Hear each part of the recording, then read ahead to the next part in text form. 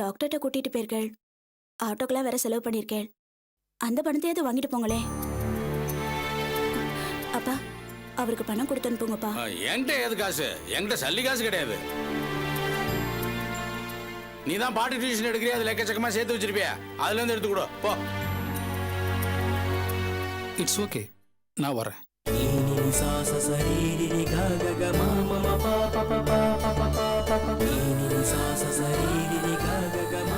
என்ன உமா? அம்மா ரோட்ல மயக்கம் போட்டு விழுந்திருக்கா. இவருதான் ஹாஸ்பிட்டல்ல காமிச்சு இங்க கூட்டிட்டு வந்து விட்டுருக்கார். தேங்க்யூ.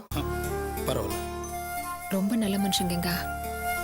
முன்ன பின்ன தெரியாது, எவ்வளவு பெரிய உதவி பண்ணிருக்காரு. இல்ல பரவாயில்ல, நான் கிளம்புறேன். இது அவங்க மெடிசன். வரேன்.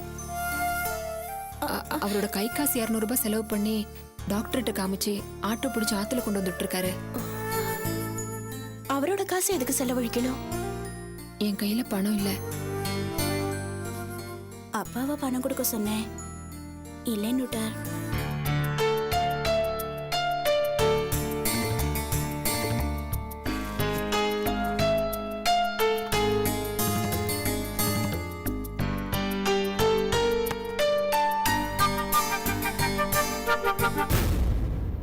ஹலோ, என்ன உதவி பண்ணிட்டு ஒண்ணுமே சொல்லாம போறீங்க? பண்ண உதவிக்கு விளம்பரம் தேட சொல்றீங்களா? அந்த பழக்கம் எனக்கு கிடையாது. டைலாக் நல்லா இருக்கு, இந்தாங்க. என்னது? பணம் எங்க அம்மாவுக்கு செலவு பண்ணதுக்கு. 500 ரூபாய் இருக்கு, 200 ரூபாய் தானே? இட்ஸ் ஓகே, வச்சுக்கோங்க. வேண்டாம், 200 ரூபாய் கொடுங்க போதும். வச்சுக்கோங்க. ஹாஸ்பிட்டல் வரைக்கும் கூட்டிட்டு போய் ஹெல்ப் பண்ணிருக்கீங்க. எல்லாத்துக்கும் ஒரு விலை வச்சிருக்கீங்க போல இருக்கு. Yes, you're right. ஆனா எனக்கு நீங்க விலை வைக்க முடியாது. நீங்களே வச்சுக்கோங்க. பாய்.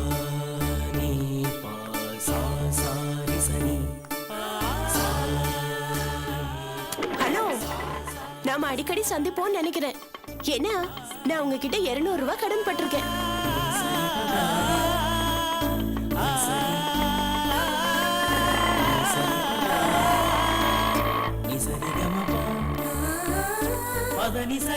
நீங்களாம் மனசுல என்ன நினைச்சிட்டு இருக்கீங்க? யார் ரோட்ல மயங்கி விழுந்தா இவனுக்கு என்ன வந்தது?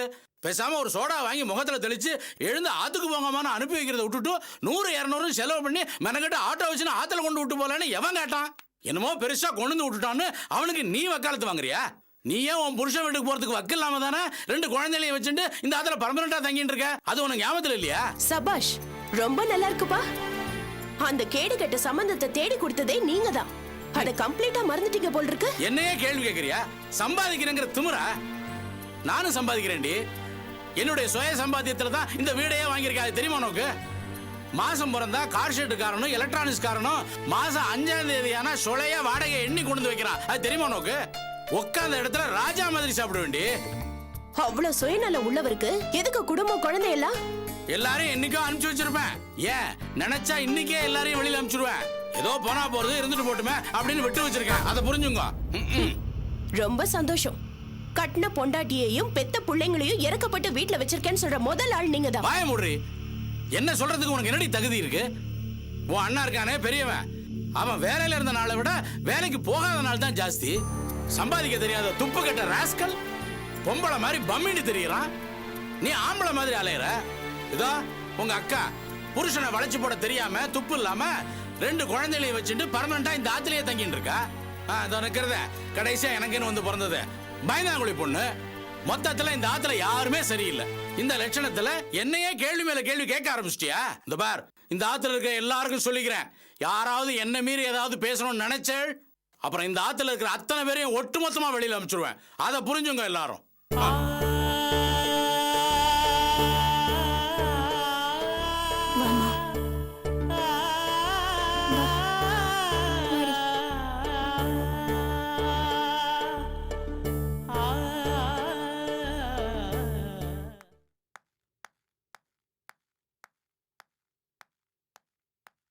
ஆதி, பாட்டி, என்ன பாட்டி இன்னும் தூங்கலையா? மனசுல பாரத்தை வச்சுக்கிட்டு எப்படிடா தூங்குறது? என்னாச்சு பாட்டி? அம்மா ஏதாவது சண்டை போட்டாங்களா? எனக்கு தூக்கம் வராததுக்கு காரணமே நீதான்டா.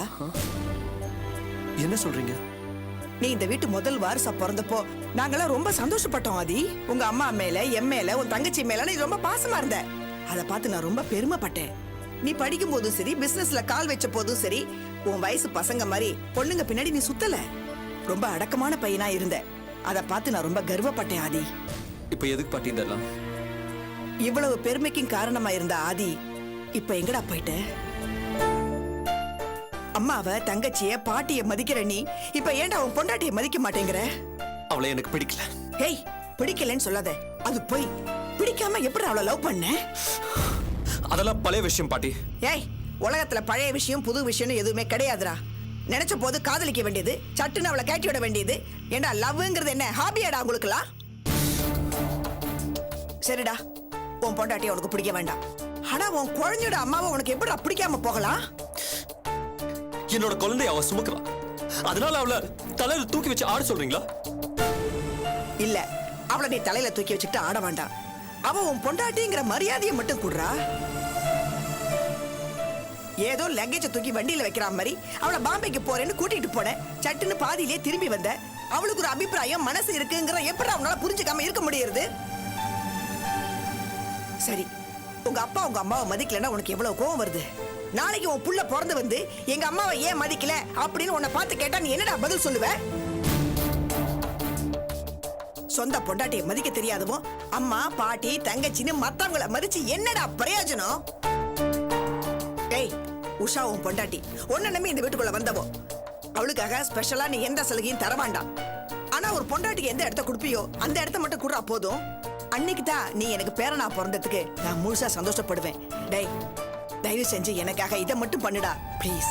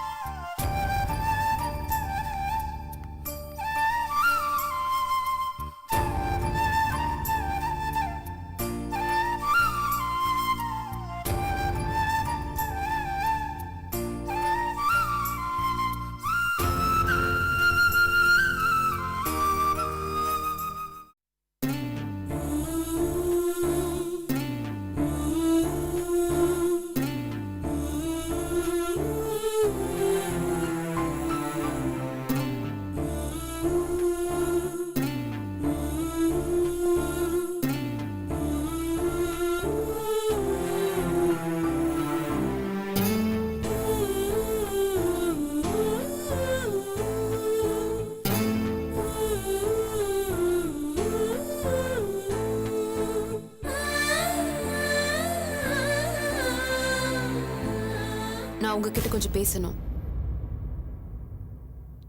ரொம்ப கோவமா இருக்கீங்களா? என்ன வேணும் உனக்கு? மும்பை ப்ரோக்ராமை நீங்க ஏன் கேன்சல் பண்ணீங்க? எனக்கு காரணம் தெரியணும். பதில் சொல்லுங்க. மும்பை ப்ரோக்ராமை ஏன் கேன்சல் பண்ணீங்க? எதுவா இருந்தாலும் அது உன்கிட்ட சொல்ல வேண்டிய அவசியம் இல்லை, புரியுதா? அவசியம் இல்லையா? ஆமா, எல்லாத்தையும் நான் உன்கிட்ட சொல்லணுமா? என் மனசுல 1000 தோணும். அது எல்லாத்தையும் உன்கிட்ட எக்ஸ்பிளைன் பண்ண முடியாது. ஓகே, நான் ரோட்ல போற வர எவ்வளவு கிடையாதுங்க. உங்க பொண்டாட்டி, நீங்க எல்லா விஷயத்தையும் என்கிட்ட பேசிதான் ஆகணும். இது என்ன சட்டமா? சட்டம் இல்லைங்க, அதுக்கும் மேல புருஷன் மேல பொண்டாட்டிக்கு இருக்கிற உரிமை. நான் கேட்டா நீங்க பதில் சொல்லணும். இது பார், எனக்கு விவாதம் பண்ண மூடு இல்ல. என்னோட டெசிஷன் பத்தி ஒருத்தர் கேள்வி கேட்கறது எனக்கு பிடிக்காது, புரியுதா? வாய மூடு. ஏன் வாய மூடணும்? நான் கேக்குற ஒரு நியாயமான கேள்விக்கு கூட உங்களால பதில் சொல்ல முடியலன்னா என்னோட புருஷனா உங்க ரோல் என்ன? என்ன சொல்ல? என் ரோல் என்னவா? நீ ரொம்ப பேசுற உஷா. நீங்க தான் என்ன பேச வைக்கிறீங்க ஆதி. எனக்கு ஒரு நல்ல புருஷனா, ஒரு முழுமையான புருஷனா நீங்க இருந்தீங்கன்னா நான் ஏன் உங்ககிட்ட இப்படி எல்லாம் பேசுறேன்? ஆனா நீங்க அப்படி இல்லையே. நிமிஷத்துக்கு நிமிஷம் மனசை மாத்திக்கிட்டே இருக்கீங்க. மும்பை கிளம்பும் போது நல்லா தானே இருந்தீங்க, அப்புறம் ஏன் பாதி வழியில வண்டியை திருப்பன்னு வீட்டுக்கு வந்துட்டீங்க? சுயமா சிந்திக்கிற திறமையே இல்லையா உங்களுக்கு? எப்ப பார்த்தாலும் அம்மா அம்மா அம்மான்னு ஏன் அவங்க மனசை சந்தோஷப்படணும்னு ஆசைப்படுறீங்க? ஒண்ணு அவங்களுக்கு பிள்ளையா இருங்க, இல்லைன்னா எனக்கு புருஷனா இருங்க. சும்மா சும்மா அதை விட்டுட்டு மனசை மாத்திக்கிட்டே இருந்தா அது புருஷனுக்கு அழகு கிடையாது. தொட்டதுக்கெல்லாம் கோவம் வந்துட்டா ஆம்பளை ஆயிடுமா? பொண்டாட்டிய மதிக்க தெரியாத நீங்க எல்லாம் ஒரு மனுஷன். உஷா, உஷா, உஷா, உஷா என்னாச்சுமா? உஷா, உஷா ஒண்ணு ஆகலையே. உஷா, ஐயோ, அனு, அஞ்சலி, யாரா டாக்டருக்கு சீக்கிரம் ஃபோன் பண்ணுங்க, சீக்கிரம் வாங்க. உஷா உஷா என்ன ஐயோ, உஷா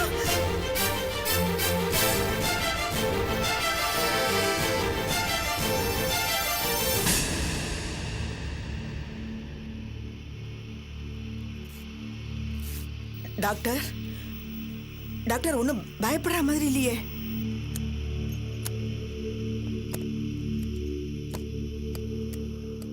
வீட்ல பெரியவங்க எத்தனை பேர் இருக்கீங்க? இவங்கள நல்லபடியா பாத்துக்க வேண்டாமா? இல்ல டாக்டர், அவளை நல்லபடியா தான் பார்த்துக்கிட்டு இருந்தோம். ஆனா இந்த இல்லம்மா, கர்ப்பமா இருக்கிற பொண்ணுகிட்ட எப்படி நடந்துக்கணும்னு மிஸ்டர் ஆதிக்கு தெரியாதா?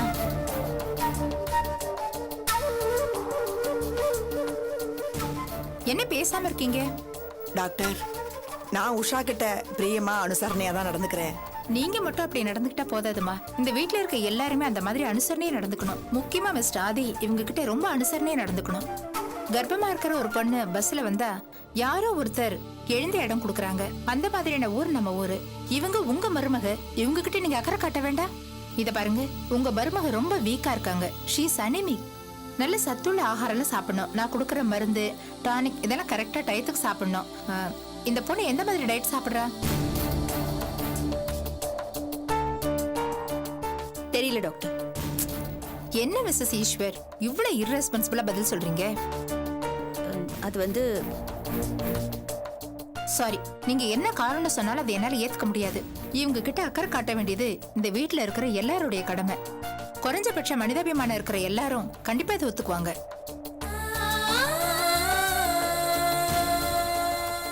இந்த கண்டிஷன்ல இருக்கிற பொண்ணுங்களுக்கு மனசுல கொஞ்சம் பயம் இருக்கும். அதை நாம தான் போக்கணும். இவங்களுக்கு தைரியம் சொல்லணும். என்ன சொல்றீங்க? சரிதான் டாக்டர். ஒருவேளை இவங்க சாப்பிடலன்னு சொல்லி தட்டி கழிச்சா கூட நீங்க தான் வற்புறுத்தி இவங்கள சாப்பிட வைக்கணும். இவங்க வயித்துல இருக்கிற இன்னொரு பிஞ்சு உயிருக்கும் சேர்த்து இவங்க சாப்பிடணும். புரியுதுங்களா? சரி டாக்டர், இனிமே நாங்க கவனமா பாத்துக்கிறோம். ஏதோ என் மனசுல பட்டதை நான் சொல்லிட்டேன். இனிமே நீங்க உங்க கடமையை கரெக்டா செய்யணும்.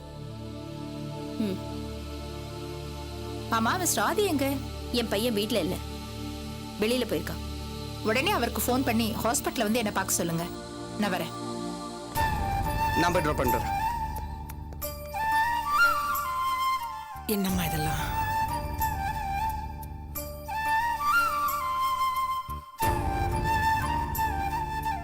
கவலைப்படாத.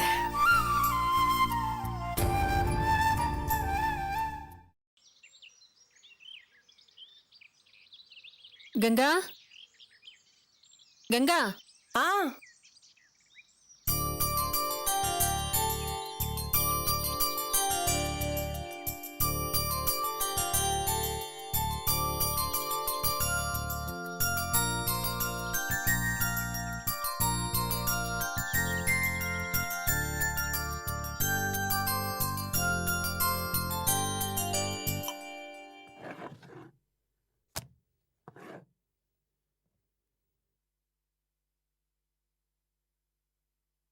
கங்கா, ம் உங்ககிட்ட ஒரு விஷயம் சொல்லணும். சொல்லவா? சொல்லணும் தானே பக்கத்துல வந்து நிக்கிற. அப்புறம் எதுக்கு இந்த முன்னுரை பில்டப் எல்லாம்? சொல்லு.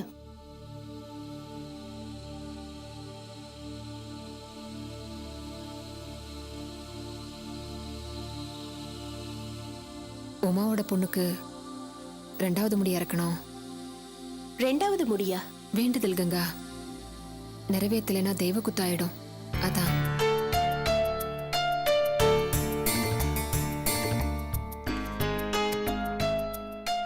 இறக்குறதுன்னா இறக்கிடுங்க. மொட்டை போடுறதுக்கு எதுக்கு பெருசா பிளான் பண்ண வேண்டியிருக்கு? போய் வழிச்சிட்டு வர வேண்டியது தானே.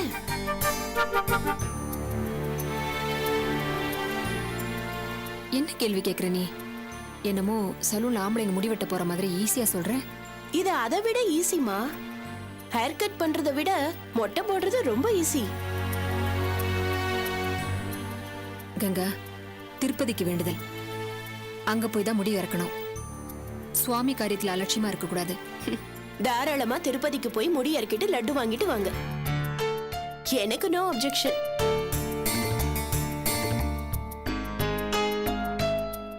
போணும். அதுக்கு பணம் வேணும்ல, அது நீ தான் கொடுக்கணும். பணம் தானே தரேன். ஆனா அதுக்கு முன்னாடி நான் கேக்குற கேள்விக்கு பதில் சொல்றியா? என்ன கேட்க போற? முடி இருக்க போறியே உன் பேர புள்ளைக்கு. அந்த புள்ளைய பெத்த அப்பன் ஒருத்தர் இருக்கானே, அதான் உன் மருமக. அவன்கிட்ட போய் கேக்குறது. என்னடி பேசுற நீ? ஆத்துக்கு வந்த மாப்பிள்ளை போய் அவன் மரியாதை இல்லாம. மரியாதையா? ஏமா, கல்யாணத்தப்போ நகை சரியா செஞ்சு போடலன்னு சொல்லி அக்காவை நம்ம வீட்டுக்கு துரத்திட்டான். அப்படியே ஒதுங்கிட வேண்டியது தானே? துரத்தி விட்ட பொண்டாட்டிய பாக்கணுங்கிற சாக்குல இங்க வந்துகிட்டு மாப்பிள்ளைங்கிற சலுகையில டேரா போட்டுக்கிட்டு எந்த வீட்லயும் நடக்காது இந்த கூத்து. அம்மா, நீ முடி இருக்கணும்னு சொல்றிய அந்த குழந்தை எப்ப பிறந்துச்சு? அக்கா நம்ம வீட்டுக்கு வந்து 2 வருஷம் கழிச்சு பிறந்துச்சு.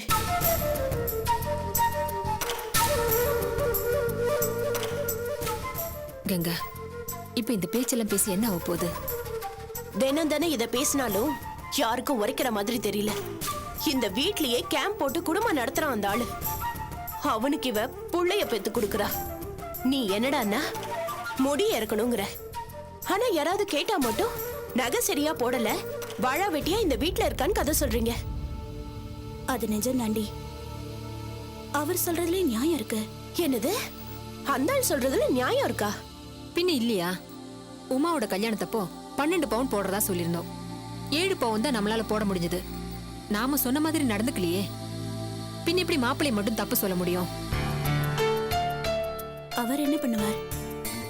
அவங்க அப்பா அம்மாவை மீறி அவரால நடக்க முடியாது. அவங்கள கேட்டா உன் கூட புள்ளைய பெத்துக்கிட்டா அந்த ஆளு. என்ன இது? ஏன் இப்படி அசிங்கமா எல்லாம் பேசுற? பின்ன என்னம்மா, இவ படிச்சவ தானே, MA மியூசிக். இன்னும் அந்த ஆள் பண்றதெல்லாம் நியாயம் பேசிட்டு இருக்கா? உன் படிப்பெல்லாம் வேஸ்ட் உமா. அம்மா, 5 பவுனுக்காக பொண்டாட்டிய பிறந்த வீட்டுக்கு அமிச்ச ராஸ்கல் அவ. அந்த ரோஷத்தோட பொண்டாட்டிய தொடாம இருக்கணும்ல. என்னமோ அவன் பாட்டுக்கு வரான், போறான், சாப்பிடுறான், தங்குறான். நீங்களும் அவனை தாங்குறீங்க. இதெல்லாம் பாக்குறப்ப எனக்கு அருவருப்பா இருக்கு. மாப்பிள்ளையா மாப்பிள்ள, அந்த ஆளும் மூஞ்சியும் அவனை பார்த்தாலே இரிட்டேட்டிங்கா இருக்கு. தேடி பிடிச்சிருக்கீங்க பாருங்க. ஏமா, அக்காவுக்கு கொஞ்சமாவது பொருத்தமான ஆளா அவன்? பெருசா படிச்சிருக்கானா? இல்ல. பர்சனாலிட்டியா இருக்கானான்னு பார்த்தா அதுவும் இல்ல. ட்ரம்முக்கு பேண்ட் ஷர்ட் போட்ட மாதிரி ஆள் அவனும். எதுக்கு கண்டதையும் பேசிட்டு இருக்க? குழந்தைக்கு முடி எடுக்கணும். புள்ளைய பெத்த அப்பங்கிட்ட போய் கேளு. உன் புள்ளைக்கு முடி இருக்கணும், பணம் கொடுறான்னு. இது நாம செய்ய வேண்டிய கடமை கங்கா. முறைன்னு ஒண்ணு இருக்குல்ல. நீ சொல்ற முறையும் கடமையும் உன் பொண்ண பெத்தவருக்கும் இருக்குல்ல.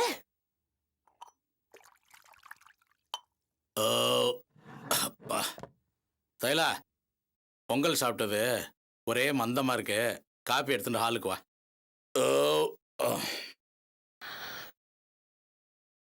பெத்தவரும் கை கழுவியாச்சு. வீட்டுக்கு மூத்த பையன் பாலமுரளின்னு ஒருத்தர் இருக்காருல்ல, அவர்கிட்ட போய் கேளு. அதான் முறை. புரிஞ்சுதா?